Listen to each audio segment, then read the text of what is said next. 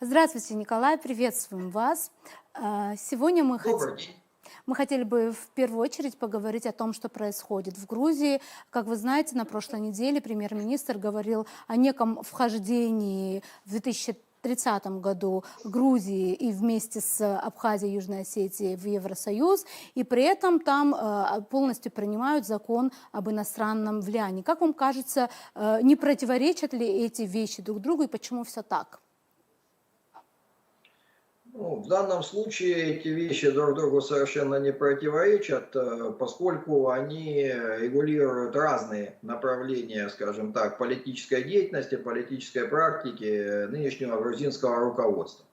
С одной стороны, они в преддверии выборов, да и предполагая оставаться у власти как можно дольше, должны минимизировать влияние тех некоммерческих организаций, средств массовой информации, отдельных лидеров общественного мнения, которые получают финансирование из-за рубежа. То есть основной пул их идеологических, политических, информационных противников — это те, кто содержится на средства западных фондов и западных правительств. То есть здесь у них есть сугубо утилитарная цель, к которой они идут. И самое главное, что они в данном случае, судя по всему, пользуются поддержкой значительной части грузинского населения. Поскольку раскачать ситуацию политическую не удалось в Грузии, значит, в обществе нет запроса на смену власти по такому поводу. То есть власть устраивает основную часть грузинского населения. Насколько основную, посмотрим по результатам выборов. Но вопрос в другом.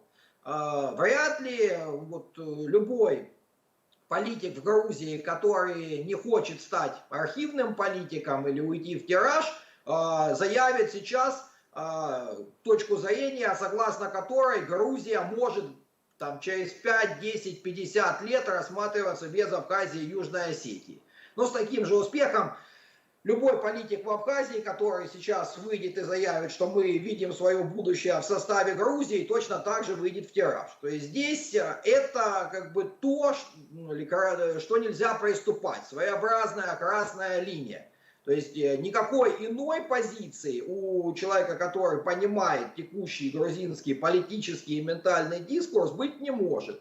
Поэтому совершенно спокойно уживается вполне себе утилитарная практика, пусть даже и конфронтационная с Европейским Союзом и Соединенными Штатами Америки, и связанная с подавлением так называемых иноагентов, но это никоим образом не исключает и не может исключать риторики, связанные с территориальной целостностью Грузии. Это системообразующая установка, которую разделяют все, кто за иноагентов, кто против иноагентов. А тот, кто будет нарушать эту системообразующую обстановку, он просто очень быстро превратится в текущих условиях в политического маргинала. Естественно, такой промашки или такого повода для оппозиции дать грузинская власть не может. И я почти уверен, что когда он выступал, премьер-министр, он совершенно сознательно заакцентировал внимание на этом вопросе. То есть он мог о нем в принципе не говорить, это подразумевается по умолчанию, но вот акцент, который он выдвинул, он как раз-таки подчеркивает значимость этого вопроса. Но все-таки, на ваш взгляд, это напрямую связано с предстоящими выборами. То есть это такое заявление, которое необходимо сделать перед выборами грузинской мечте. Так ли я все-таки это понимаю?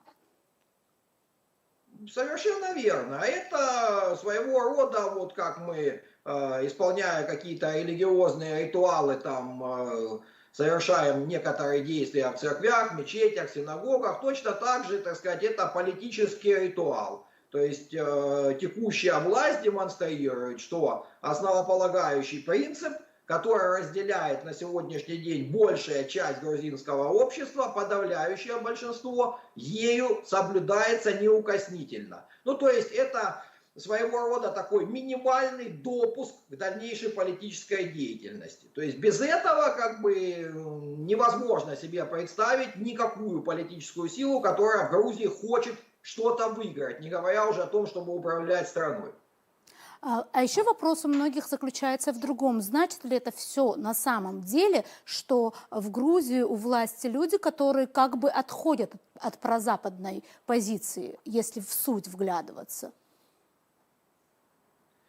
Нет, я думаю, совершенно не значит. Просто грузинские власти пробуют границы возможного. То есть здесь очень важно понимать, что если они пришли к власти на волне критики режима Саакашвили, который был полностью на ручном управлении у Запада, то, соответственно, они сейчас смотрят, насколько они могут быть, с одной стороны, не управляемыми марионетками, с другой стороны, не отходить от того курса, которым следует грузинское общество. Никакого отрицания там ни атлантизма, ни европейского выбора, ни ориентации на там, Европейский Союз или НАТО в Грузии совершенно не наблюдается на уровне, прежде всего, массового общественного сознания. Поэтому здесь, в данном случае, как бы они хотят сохранить свой европейский выбор, за который большинство населения, но они не могут себе позволить как бы слепо действовать как марионетки. Тогда они ничем не будут отличаться от тех, кого они свергли, и тем самым ослабят свои позиции. Но они хотят быть не такими, как Украина, не такими, как Молдова. Насколько это у них получится, сказать сложно, но от вот этого ценностного выбора, от этого тренда никто в Грузии отказываться не собирается. Я думаю, в ближайшее время не откажется. И это важно для них подчеркивать, потому что иначе о них будут говорить как о пророссийских. О них и сейчас-то говорят, но тогда те, кто будет с ними полемизировать, получат дополнительные основания. Поэтому у них очень тонкая, сложная игра, опасная игра. Но если они смогут выдержать этот тренд, то они приобретут солидные политические дивиденды. Потому что народ там при всех своих исходных установках, исходных ориентациях уважает ту власть, которая может сохранить свою гордость и достоинство. Ну, в том числе и на Кавказе прежде всего. Поэтому здесь как бы курс сложный, но он не предполагает смену вектора отнюдь. Хорошо, Николай, а теперь хотелось бы, возможно, краткий обзор и ваш анализ того, что происходит в другой стране, в нашем же регионе, в Армении. Как вам кажется, как движутся и события там? Что происходит там? Что в основе вот этих последних событий?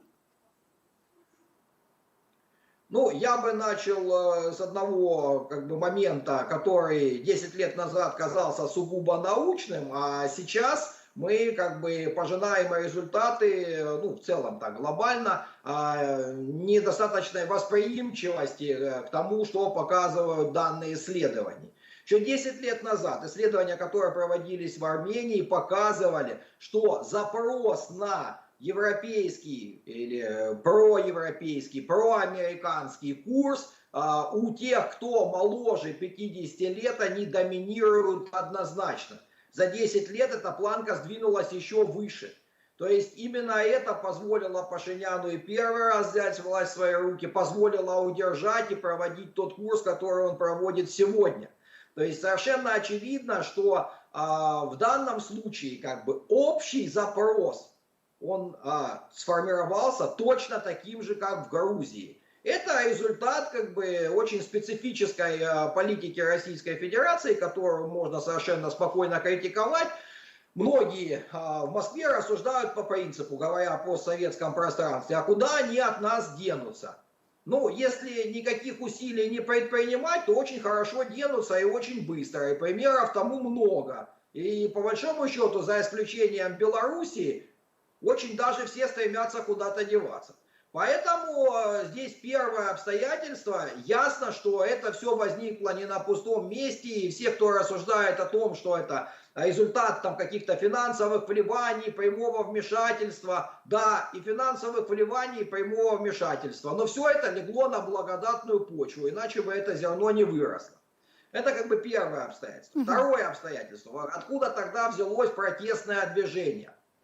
А протестное движение как раз таки оттуда, что армянские власти нынешние не способны вести себя так, как ведет себя нынешняя власть Грузии. Ну, посмотрим, продержится она или нет, но она сделала заявку на то, что национальные интересы в каких-то вопросах превыше какой-то идеологической повестки. А нынешняя армянская власть, она как бы показала, что она готова сдавать то, что для армян является важным и где-то даже сакральным. Значительная часть армянского общества, она охладела, в общем, карабахской проблеме. Это было очевидно там и 5, и 10 лет назад.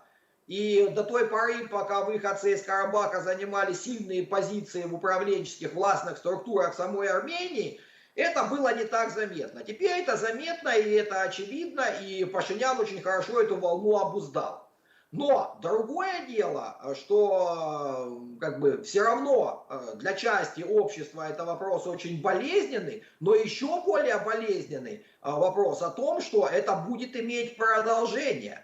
И вот эти демаркационные процессы, которые происходят на армяно-азербайджанской границе, они части армянского населения отчетливо показали перспективу, что вот эти предположения о том, что Армения вовсе может лишиться государственной субъектности и окажется, так сказать, разделенной соседями, они имеют под собой основания. Потому что, уступая по всем направлениям и рассчитывая на какую-то эфемерную помощь со стороны Запада, невозможно добиться целей сохранения и нации, прежде всего национального государства. Плюс, конечно, градус политической борьбы очень сильно как бы был повышен, когда Пашинян и те силы, которые за ним стоят, начали активное давление на армянскую апостольскую церковь. Понятно, что церковные иерархи стоят в первых рядах оппозиционного движения, но это, ну скажем так, обоюдоострый момент. То есть понятно, что есть там прекрасный опыт Украины, где как бы Украинскую православную церковь под московским патриархатом задавили очень быстро и даже, кажется, легко. В Армении так легко это не получится. Более того, чем дольше как бы Пашинян будет давить и чем жестче он будет давить на армянскую апостольскую церковь, тем больше он будет сужать свою социальную базу. Поэтому здесь вопрос в консолидации оппозиционных сил. Они уже несколько раз показали, что они консолидироваться не очень способны. И лидера у них как такового, ну до последнего момента не было. Да, сейчас он, возможно, в лице Сумбаняна появился, но вопрос в том, насколько все остальные будут готовы его постоянно и всецело поддерживать. То есть, если армянская оппозиция сможет консолидироваться, а Пашинян продолжит давить на такой системообразующий институт, как Армянская апостольская церковь, то возможен и политический катаклизм. Если же как бы интеграция оппозиции не произойдет, то в целом инертные ожидания армянского общества, они направлены в сторону Запада. И Пашинян этим чаянием пока отвечает, хотим мы этого или не хотим. Поэтому если ему удастся как бы добиться согласованности действий оппозиции и удастся как бы продолжать создавать нужную пиар-активность, то вполне возможно, что никаких катаклизмов серьезных там и не будет. Но пока как бы ситуация обоюдоострая, и предсказать, как она будет развиваться, достаточно сложно. Николай, огромное спасибо за столь подробный анализ. Благодарим вас.